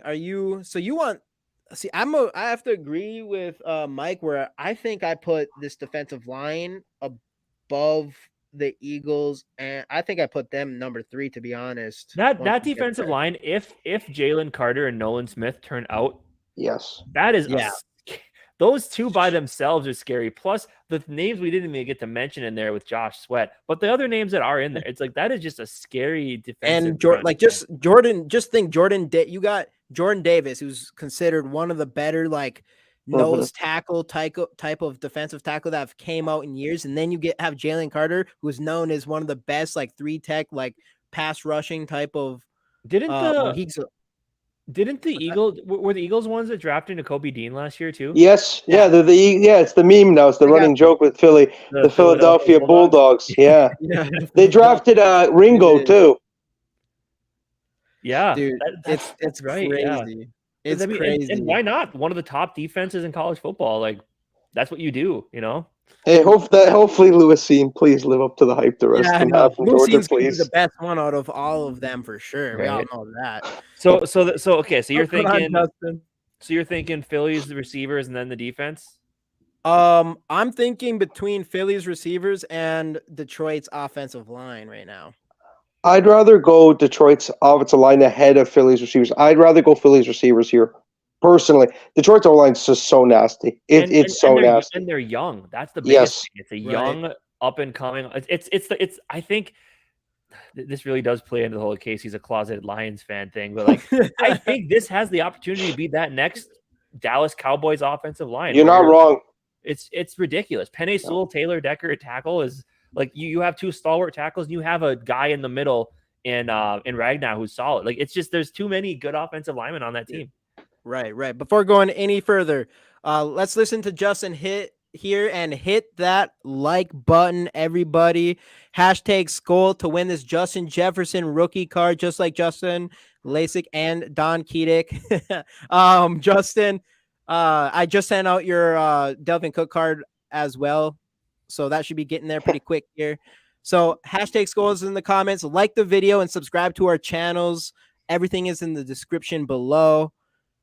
And I just like Michael, I just smashed the like button. 12 viewers in here right now and only 9 likes. So 3 of you at least aren't holding up your part. Where is JD to tell everybody what they should be doing? He's always the guy that says, hit the like button, JD, don't steal. He's in here watching. JD, we're calling you out right now. And if you're not, get in here and call other people out for us. So back to this. So we're thinking Eagles wide receiver, number 5. Yes. Just because Quez Watkins is the same problem with the Dolphins at 10, where Cedric Wilson is definitely not as prolific as Watkins has been, but he's not a game-changing wide receiver 3. Yeah. Going on, Skull TY. Thanks for hopping in. Hey, there he is. What's going on, Skull TY? What is going on? You already know what to do. So just a recap so far. We're ranking our top 10 positions. Right now at 10, we put Miami's defensive backs at 10. We got the linebackers for the 49ers at 9. The Miami Dolphins wide receivers at 8. The Eagles offensive line at 7. The Seahawks wide receivers at 6. And the Eagles wide receivers at 5. And we are sitting here with the Lions offensive line, the Bengals wide receiver group, pass catcher group, the Vikings, of course, pass catcher group, and the Eagles defensive line. What are we thinking? This comes down to linemen right here. I think the thing with the Lions offensive line is they're proven and you know what you have. Yes. That Eagles defensive front, there's so much potential. 2 years from now, 2 years from now, we might start this list out by putting that defensive front up at the top of this list and moving on from there. But I don't know if I want to say that. I love the Eagles negativity there. I appreciate it. Maybe number 2, By the way, this is a tough one, and I think this could almost be where you're at a 3A, 3B type deal here, just because both of these positional groups are solid. You're taking a group that was already one of the best positional groups last year, minus Hargraves now, and you add two of the top players, defensive lineman type of players in the entire draft, including Jalen Carter, who's like generational. I gotta go with Eagles defensive line over above the Lions, offensive in line my or Lions. opinion. Yeah, In my I mean, opinion. I can see that because, like, I don't know, it is tough. It is tough because, like, you look at the wide receivers in the Bengals. Their quarterback Joe Burrow never had an offensive line, still almost made it to 2 consecutive Super Bowls. But you could say a big reason he didn't win a Super Bowl or make it to 2 consecutive Super Bowls was because he had no offensive line. But obviously, that's the thing. If you have no offensive line, then that defensive front gets to you quicker. So it is tough. So, but Jamie, I think I do agree with you here. I would go offensive line and defensive line ahead of that. So, who are you prioritizing there, Casey? I'm saying the Eagles' defensive line's above the Lions. So I would put the Lions at 4 and the defensive line for the Eagles at 3. I would have actually put the Lions over, but it doesn't matter. So you guys trump me. Yeah, we'll do the 2v3 or 2 out of 3 on this one. I think like what Casey said, I hate it, but man, their defensive, it's scary. I hope they are busts, like Sarah says. Hopefully they're all busts because we need it to happen. Let's listen to Justin down here. 797, 3 more. Let's get 800 tonight. If you're not subscribed, please do. Tell your friends. You won't regret it. And we still are. If you need to make some new YouTube pages just to come and subscribe. I know Sarah tried it already and it wasn't really working for her. You might have to download. I know it's asking a lot, but just please download a VPN and then use that. Change your location to a different country and then come back and subscribe to our channel on that new YouTube page. It's easy. It's fast. We could, because if it wasn't for YouTube being that way, we could have 20 more right now. But I guess YouTube didn't like that idea. I know we all lost 20 from that one from our draft day video. But what do you do? Of course, don't forget to also go and check out MikedUp Podcast and subscribe there. That is also right in the description below as well. I just want to mention this I forgot to mention this earlier, but since Sarah's here, she left a comment which I really appreciated on one of my more recent videos to do a Vikings all-time list, and I did that, Sarah. So if you want to go check that out, it's up now. It's been on the channel for a couple of days now, so please check it out. Leave a comment down below what other video you like to see, Sarah. I'd appreciate it. Let's do it. Sarah's it, man. Sarah is it. We love Sarah here. Right. Everybody so now here, man. You guys are killing. I think the top 2 is pretty easy from here on out. This has got to be one of the biggest discussions in all of NFL, not from all positional groups, but for these 2 specifically coming from LSU. Obviously, one has a better quarterback than the other. What are we thinking here, boys? I mean, just because this is a Vikings podcast, not just because it's a Vikings podcast. This has nothing to do with it. You got to put the Vikings at 1. But man, it's tough because, I mean, like you said, you have Justin Jefferson, who's far and away, I'd say the best receiver in football. We all know that. Yes. But then after that, you have unproven. You have a rookie in Jordan Addison, who we think is going to be a solid wide receiver too. You have KJ Osborne, who we hope can be wide receiver 2, but is definitely a solid wide receiver 3. You have Jalen Naylor, who we hope can be a good deep threat wide receiver on this team, of Tyler Lockett type, if you will. And then of course you have TJ Hawkinson at tight end. But man, you look at that, the Bengals top 3 receivers. I will take Justin Jefferson over Jamar Chase every day and twice on Saturday. Yes. But T. Higgins and Tyler Boyd rounding out that top 3 wide, like those 3 wide receivers. That's hard. That is hard. But you got to start. So what do you? Because obviously Addison now, you're hoping Addison, is going to be more of like a Higgins type guy. That's what we're hoping for. Obviously, they're different type of players, right? But we want Higgins. We want tall. Yeah, we want. He's a giant. Yeah, he's big. That talented. Yeah. And I mean, Higgins was a 2nd-round pick. Addison's obviously 1st-round pick. I thought he was the best wide receiver in this draft. So you have that with potential. And then besides that, I'm liking, and you have Tyler Boyd. And if you put up Tyler Boyd up against TJ Hawkinson, I'm taking TJ Hawkinson over Boyd, obviously, as a player, in my opinion, for sure. And then you go down. I don't even know who would be the Bengals' fourth wide receiver. Obviously, we're digging deep here into fourth wide receiver. The fourth wide receiver doesn't necessarily matter when you have. Oh, we have KJ Osborne and Jalen Naylor, and I'm liking their potential. But that's the thing. But with the Vikings receivers, you're talking about a lot of potential. With the Bengals wide receivers, there's no worry about potential. They have it. Except for what they don't have is the best wide receiver in the NFL. Well, that is true, though. That is true. That is very true. And a top, I think, which I think there's a chance Hawkinson is a top 3 tight end this season. I agree. I would say Hawkinson has a chance to be top 2 behind Travis Kelce. And Travis Kelce's getting old. I think it's possible. I mean, if he was a Viking last year, I think didn't do much until the second part of the season. And Andrews fell off for the second half of the year. He did. So I think Hawkinson has a chance to be the second best wide receiver in the league this year. Or tight end. Yeah. I mean, I just got to throw this out here because I got to just be unbiased. And maybe it's the MikedUp Podcast to me because I talk about the NFL all the time. I don't have a Viking-specific channel. I get Josh Harris as the best receiver, and I ain't having any other way. No, he is the number 1 receiver in the NFL. But is that trumped, though, by T. Higgins, Jamar Chase, and Tyler Boyd as a trio? Because being unbiased, there were games people took JJ away because they said, screw it. The Vikings don't have a legit number 2. We're going to bracket him.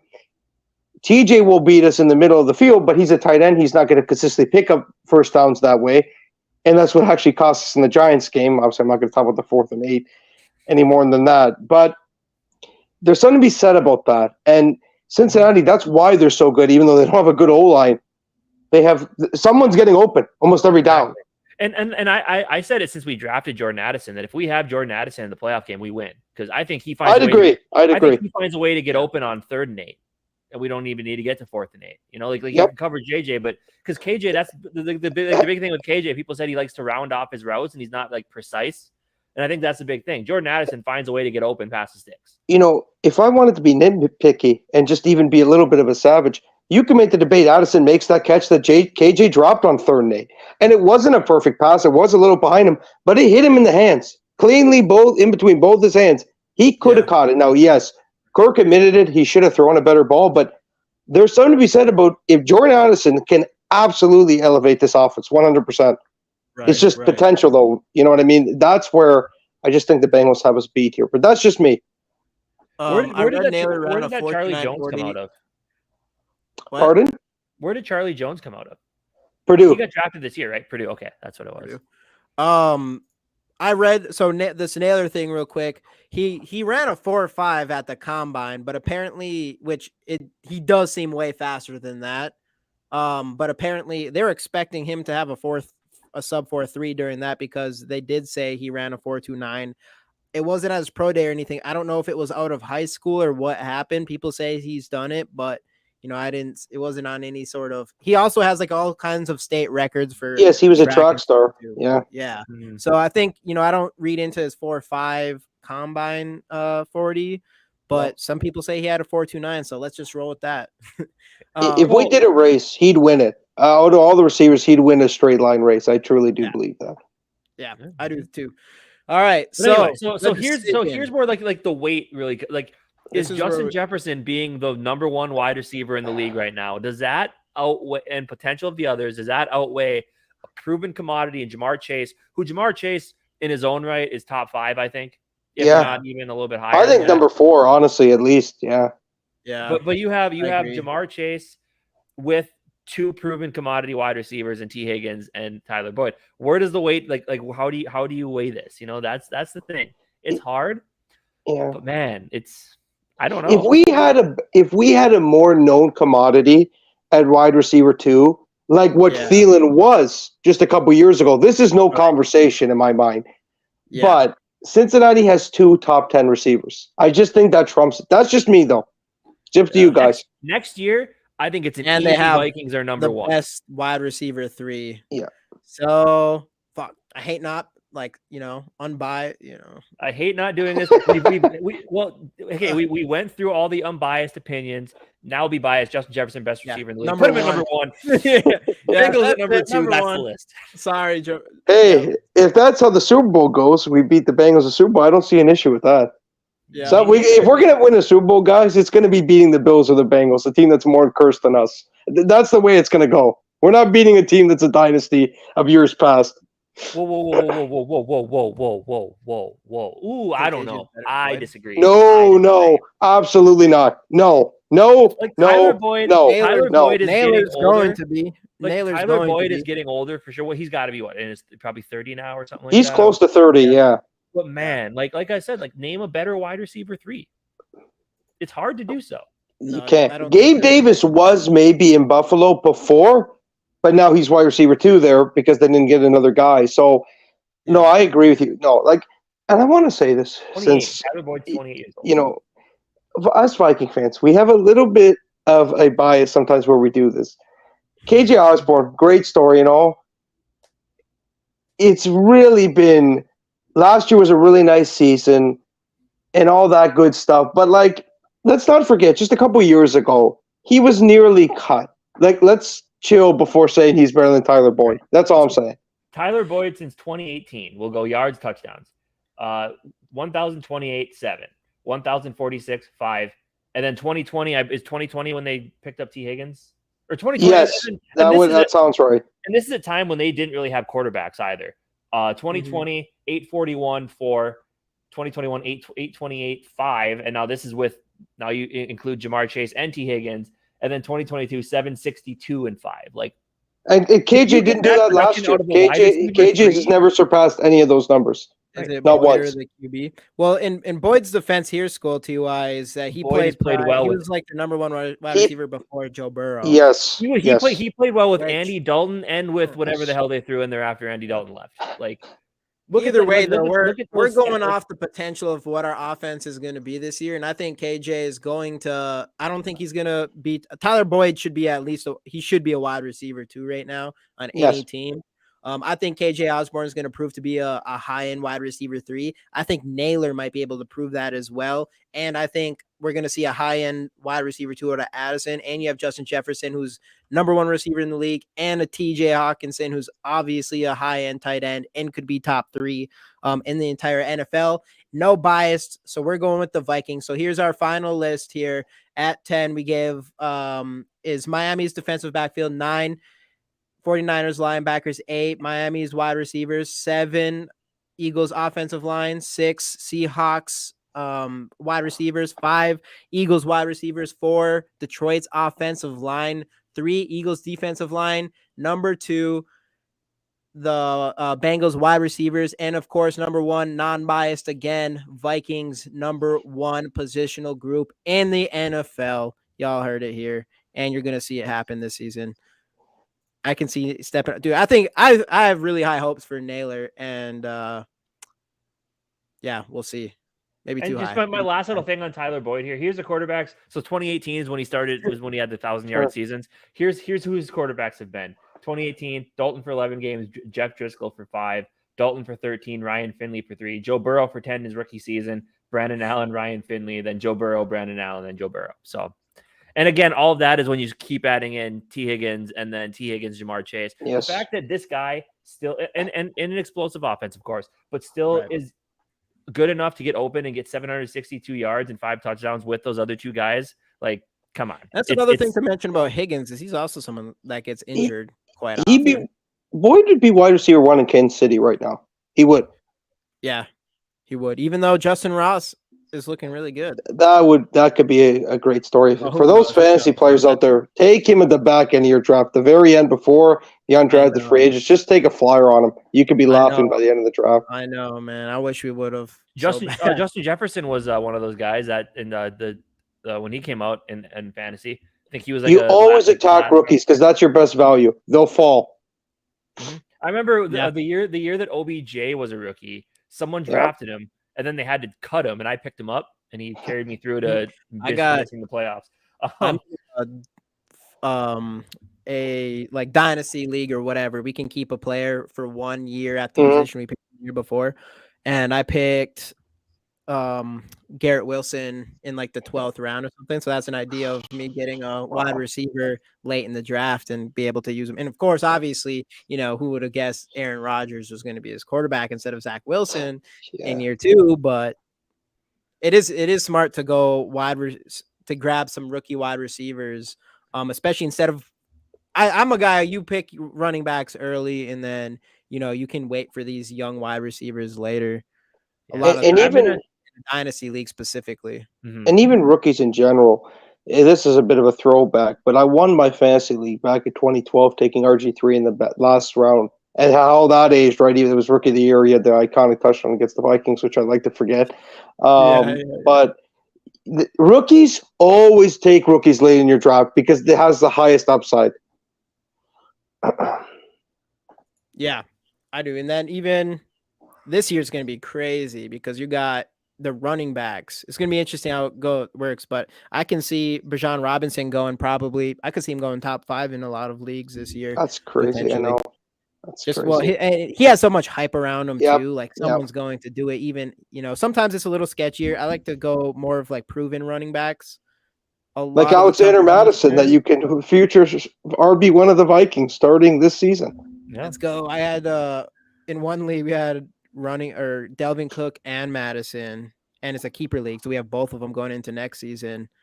So hopefully Cook is somewhere else starting, and then Madison starting here. So that was like a 2 for 1. Right there. That's ideal. Yeah. Speaking of that, we're not going to be diving too much deep into last off season. We did a lot of fantasy stuff, a lot of fantasy drafts. We probably won't dive into it as much this season, but we will for sure have some mock drafts and stuff on this channel too. For anybody who wants to know about that. But so Vikings top position group in the entire NFL, no biased. No bias at all. With Cincinnati Bengals, a close number 2. We'll give them a close number 2. Dylan Dotson, thank you for having that. I have a confession. I really want to see Reagor make the team and have a major impact. I root for the guy.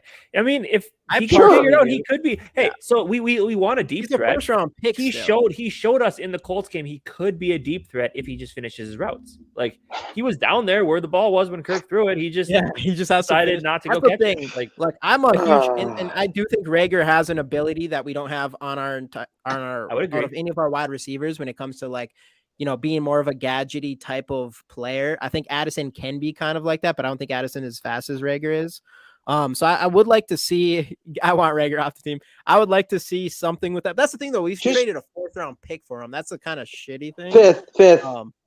Because 5th round. Okay, I'm feeling a lot better about that. It was a compensatory. Well, not compensatory. It was a conditional 4th. He did not meet those requirements. He needed like 500 yards. He was not close to that. It's a 5th and a 7th. So when you look at it that way, it's not that bad. Yeah, and he didn't really come in and be the punt returner we wanted either.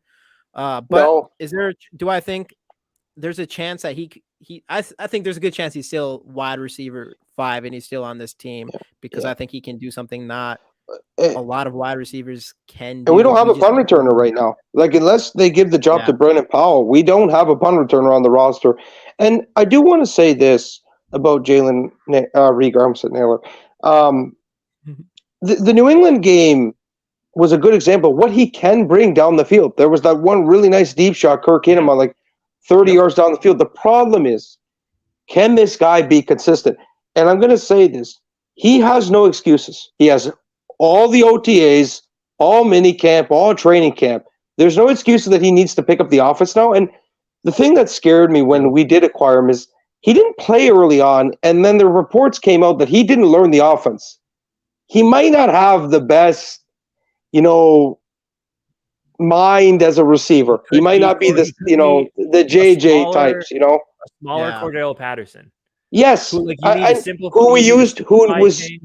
Who was best at running back. The Vikings, if they ever want to get their most upside to be worth that 5th and 7th round pick for Jalen Reagor, use him as Deebo Samuel, what the Niners did a few years ago, straight running back and gadget screen guy. That's what he is. Just accept it. At least that's like what you have to do before you see, all right, there's no hope in this guy. Yes. That's one thing I was hoping to see last year, and we just would not do it. They did it one time and it scored a touchdown against the Bears. I don't know why they stopped doing it. I really don't. Like on those 3rd and 1s, instead of giving it to Cook so he could fall face down and not even, or lose yards, maybe actually stretch the field. But anyway. I agree. Cam is the jet sweep guy. I know they're missing that too, Bob Sweet. I don't know why they haven't been giving CJ the sweeps and the screens. Missed opportunity there for sure. Best 40-yard catch by a fullback in NFL history against the Ravens by CJ Ham. That's right. No doubt about that at all. No doubt about that at all. I think we even have that. I think I have that in our intro clip. Yeah, our intro clip. It deserves to be. That catch, I remember seeing it at the time live. How the heck did he catch that? No fullback could say maybe Kyle Juszczyk. You even give a chance to catch that pass, and he brings it in like a receiver. It's unbelievable. CJ Ham, they said they'll utilize him more. I better see it because they're paying him a good amount of money. I like the player. I just need more usage for that payment and that cap hit. And then they should. Here, I'm going to actually play the intro real quick. Running right.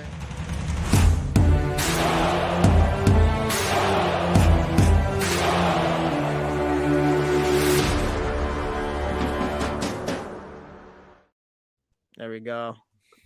That's CJ's catch. And, of course, the Randy Moss mooning thing. Screw you, Packer fans.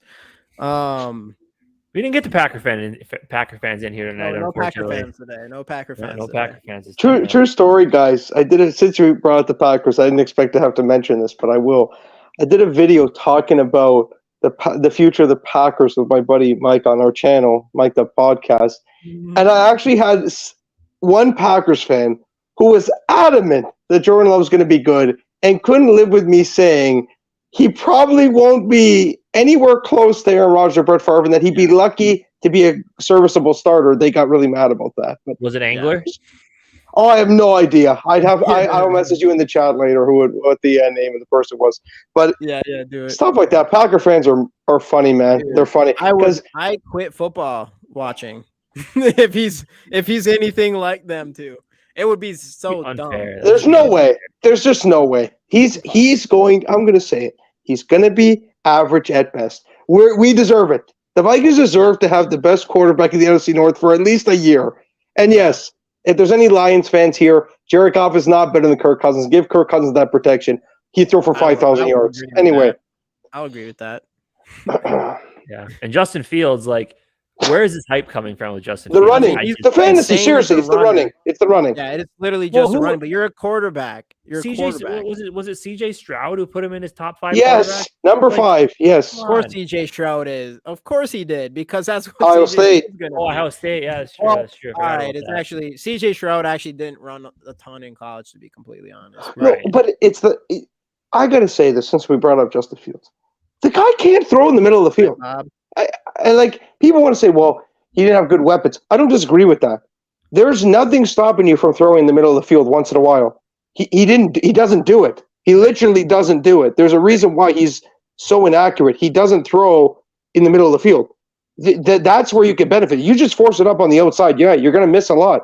It's not easy to hit on the outside consistently. And they have a good tight end there in Cole Kmet. They absolutely could have used the middle of the field more last season. This year, the Bears are giving him no excuses. Correct. You have DJ Moore, you have Darnell Mooney, and you have Claypool to go along with the tight end. A couple good running backs. They drafted him some offensive linemen. Basically, what they're saying is it's either you figure this out or we suck and we get Caleb Williams next year. It's kind of one or the other. The Bears are actually in a pretty decent spot. If you ask Adam Rank, he thinks they're somehow going to win the division this year. That guy's a clown. Adam Rank he's a little too homery but at least into it. But whatever, still. But know who's not homery? Us. And know who's the best positional in the NFL? Vikings wide receiver group. Michael, I'll never forget Moss game mooning the crowd and the announcer saying that's that was Joe Buck. That was Joe Buck. What a disgraceful act by Randy Moss. Yeah. he just fakes moons. I'm surprised he got the words out of his mouth with the tonsil tickler from Brett Favre in that game. It is what it is. But let the NFL sleep. Let them sleep. They slept on us last year and we had 13 wins. Did you guys see the Madden simulation? Did you see it? The Madden had us at 7-10, worst in the division. They had the Bears 9-8, Packers 9-8, Detroit. Listen to this. As much as I'm high on Detroit to an extent, 13-4. That's nuts. I'm sorry. That's so crazy. In Chicago literally had the worst record last season. Yes, I don't know where the Bears. The Packers have no quarterback at this moment in time. They have no quarterback. They're not going 9-8. Their best wide receivers are like what in their second year. Yeah, like, it's Watson. Yeah, Watson and Romeo Dobbs, right? Yeah, yep. Dobbs. Yeah, and none of them. And their quarterback was Aaron Rodgers. They lost, and they still lost to Detroit. Yeah. At the end of the year, when they had Aaron Rodgers, like Jordan Love is not like I don't know if you guys ever watched that game when he played Kansas City. That's a bad Kansas City defense as a whole, right? Like they ranked maybe top 20. He was awful. They scored 7 points. Like that's Kansas City. Like when he plays good defenses, Jordan Love is going to struggle bad, like really bad. Yep. I would agree. Yeah, it's crazy. It's just going to be it's going to be same thing as this year, except for I think the Vikings are going to be a better team. Definitely on defense. I think with Flores there. Yeah. So I mean, like a lot of us say, like maybe we don't go 13-4 next year, but we think we're going to win. We're going to win games handily this time. It's not going to be down to 3 points, victories, last second, whatever. And I just don't. The Lions is the only team that I think has any sort of chance to be a pretty good team. I don't think the Bears are going to come back from the worst team in the NFL. Well, pretty much they had the worst record and then automatically just, have over 500 team. No. And I don't see how the Packers, who just didn't do that. Well, they had over 500. What were the Packers' final record? No, they weren't. They were 8-9. I'm almost 100% sure they were 8-9. Because they had, if they were 9-8, right? They made the playoffs. They would have made it. Yeah, they were 8-9. I'm pretty sure. So I don't see it in any way possible. There's almost a 0% chance the Packers are any better. They picked one guy up in free agent, lost all their wide receivers. Oh yeah, but to the Jets. So Aaron Rodgers. Aaron Rodgers. You just lose Aaron Rodgers, put Love in there, and just automatically, this team's going to be better. Mm-hmm. No, stop. So the Bears, I think the Bears. If you look at the Bears could be 6-10 or 6-11 and have a successful season. Yes. If Justin Fields starts to show what they want him to show, then they're fine. But I mean, at this point, like if they go 2 and whatever, and Justin Fields sucks, then you just got to move. I hope they get 6. I hope they're them. The worst thing for the Bears would be to have them actually win the division like they did with Mitch Trubisky, and then buy into the fact that this is our guy. Because Mitch Trubisky was never their guy. He had the one season where they won the division, and then the double doink happened in the playoffs, and then Trubisky was never like anything after that. So the Bears can win the division if we could pull the New York Giants, win the Super Bowl as a wild card. I'll settle for that all day long. That's fair too. I would as well. I want to take them out. I want to take Philly out. Oh no, we got a big hit list, man. At this point, I know the revenge tour is quite significant. I mean, we want to beat the Eagles and Cowboys the way they stomped us last year. I mean, those games were ugly. Right. Oh, bad. They were bad. It was like the game where it was like we went 13-4, but those games were just even to the most biased fan. Of course, not us because we're completely unbiased. We felt very good about this season, and those games like they just humbled you. Like, there's always that gut feeling, like we're not as good as we hope. We see like we're our record or whatever, and going into playoffs, it was like we knew our defense. We knew the line we all used throughout the year was enjoy the ride because we knew that thing was going to crash and burn at some point. Speaking of the Cowboys game, I was sick with COVID. I watched that game by myself because I was sick. That was the most deflating thing I've ever seen in my life as a Vikings fan, aside from probably the Saints loss, because I'm by myself watching the game. Literally coughing up a storm, and I got to watch that. It was so bad. That's what sucks. Is the times we lost, it was just brutal. Aside from Detroit, they got smoked every other time, except the playoff game too. But and Detroit, we still lost by 2 scores. I'm pretty sure, or something. I think you're right. Yes, I think that's correct. But it was because we didn't get the ball back, and I think they kicked a field goal because the Penny Sewell play. Right, they went for it. Penny Sewell play. That was like microcosm of the Vikings losses right there. Like, I know. No one tracked a offensive lineman. But that okay. So that's the thing, though. And what's going on, Dan? Me and Jamie have had this conversation a bunch. We talked about it with Dave. We talked about it with his name escapes me. Mike of the Detroit Lions guy. Jamie, what was the podcast called? Oh, Micro Mike. Micro Mike. That's the podcast. Yeah. Yep. So and like we asked him, like Dan Campbell. He's like, people in Detroit love Dan Campbell. And then my question was, if that game against the Packers was to make it to the playoffs and something's on the line, does he still coach the same way, or is he the type of coach? It's like, people don't respect us. We have nothing to play for now. Let's just go all out. Like, does he the hook and lateral play, or you mean in general? In general, but let's look at that play. Does he do that on a fourth down if something's on the line? I hope he does. I hope he does, just because that would be the legend. It'd be the legend. Or does he pick his spots better? Where like that game they were losing anyway, right? And they had to score there to take the lead or something like that. Which one? The hook and lateral, or the one? No, they were up. That ended the Packers season. I loved every second of that. Well, right, me too. But like, I wonder, like, does he coach that same way if the game means something? I need to see that first before I be like, this is okay. Dan Campbell is that guy, I guess. If I had to guess, based off the way he's been throughout his tenure in Detroit, I think he's genuinely he's a Madden player coaching his team. It's ridiculous. He went if you look at fourth downs, they went for them religiously. Now, you could say, well, they did that against Minnesota, but they were already bad. They had to lose. And there's something to be said about that, Casey. It's a good point. I just think it's who he is. I think he's just nuts. He's a psycho. He puts 6 shots of caffeine in his coffee every day, and he likes to bite out kneecaps. And honestly, I respect it. He's aggressive, and the players have gone behind him in Detroit.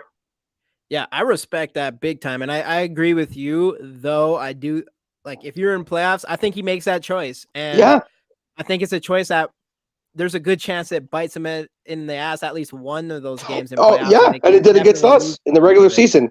Absolutely. Yeah, exactly. So that's the thing. It's like, I like him as a head coach for sure, but can you be that aggressive all the way to a Super Bowl? I doubt. Look at the Eagles. It even caught up with them at times last season, and that's with Sirianni at a smaller extent when they had the best offensive line and they could just go for those push plays all year. It still burnt them in some games. Right. No, I agree.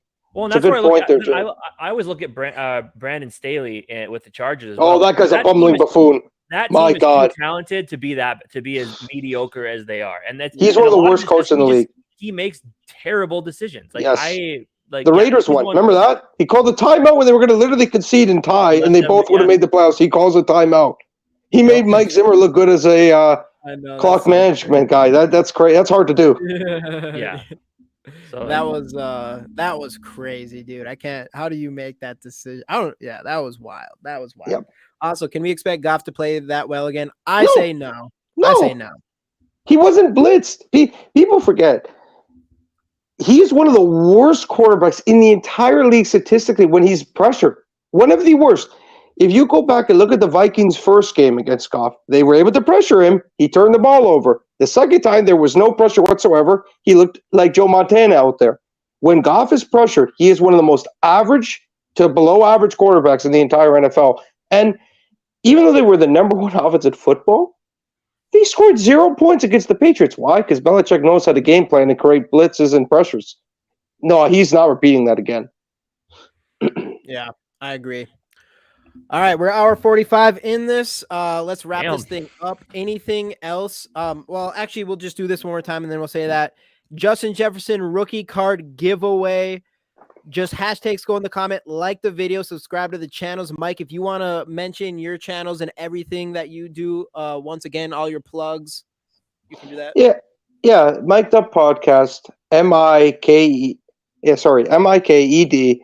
Up Podcast. Me and my buddy talk NHL, NFL. There's not much specific Vikings talk, but we do it. I force it. I'm not going to lie. When there's Vikings news, I try to basically force a video out so I could talk about it. And yeah, it's a good time. We're currently at 125 subscribers on the road to 200. Please subscribe. Be much appreciated. And all of that stuff is in the description. So, yeah, we got a hashtag goal. So anyone else, hashtag goal. I'll put this up for everybody here. And again, so like I'm just gonna keep saying it until we hit 1,000. But again, when we hit 1,000 subscribers, we're going to give away. I don't know exactly what it's going to be again, but we're going to give away a really good card, an auto of some sort. And I'm keeping it in the chat. I'm keeping it on these live streams. I'm not going to tell anybody else on social media about it. So it's only for the A1s since day ones that get a chance for this card. To shout out my boy Anthony Edwards real quick. But yeah. So everybody in here, we appreciate all of you, and yeah, we definitely want to make sure you guys are taken care of with that. So we have 14 entries in here. Yeah, we all know. And you guys definitely go check out Mike's channel. It's in the description. Go there and subscribe to that. He's a friend of our podcast. He's a friend of all our podcasts. He's part of our whole entire group thing that we're doing with Purple and Scold Media. So, we're all in this together. So definitely go do that. And let's run this thing. I'm running it right now. 3, 2, 1. Let's go. I'm only running one today, Sarah. Come on, rap today. Who we got here? We got, boom, Skull TY Catch 84. Let's go. I already know you're in chat. I see you already. There you go. You're the last one to write in here. The last hashtag Skull wins it today. Let's go. Let's go.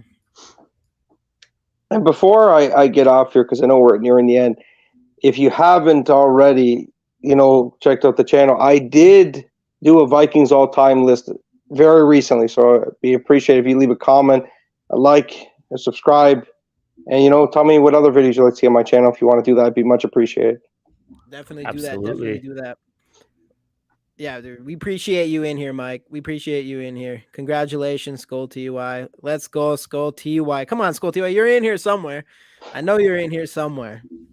Oh, he is. He is. I saw his comment roll through. We'll see it pop up. There it is. There it is. Let's go, Skull TY. Let's freaking go. Absolutely. All right. Anything else? I think we kind of covered all of our bases tonight. It was an hour 45-minute run. A lot of good stuff. All kinds of fun stuff on here today. We actually had something to talk about for once. If I know with this time of the off season, it's tough to find anything to talk about except for the same 4 things. But yeah, Mike, once again, we appreciate you hopping on. It was a good time. We're gonna have to do this again for sure. And then, yeah, Jamie, I believe we're gonna be off next week. Correct? We'll be back the following Monday. We're still doing every other week on these Mondays, but of course we'll be here Wednesday with Dave and the Skull Experience. And so now that you guys have said that, the Delvin Cook news is going to drop next week. Yeah, and then hopefully. Well, then we'll be on. We need it. Right here, it's in the description as well, but here's Mike's channel. And of course, don't forget to, if you haven't already, to go and check out Purple and Gold for Days as well on YouTube and subscribe to his channel as well. And while you're at it, you might as well, I already know you guys are doing it already, but go check out Purple Pocket Podcast with Rap. Subscribe there. Check that out. Dave with Minnesota Sports Talk. And of course, Purple and Scold for Days, where we all are Purple and Scold. No, Scold Media. Purple and Scold Media. Go subscribe there if you haven't already, because we all are going to be making content on that channel, especially when the season comes around and stuff. So appreciate all of that stuff. Good stuff. So once again, everybody, we appreciate you hopping in, and we'll see you guys next time on the GG Sports Podcast. Skol Vikes. Skol.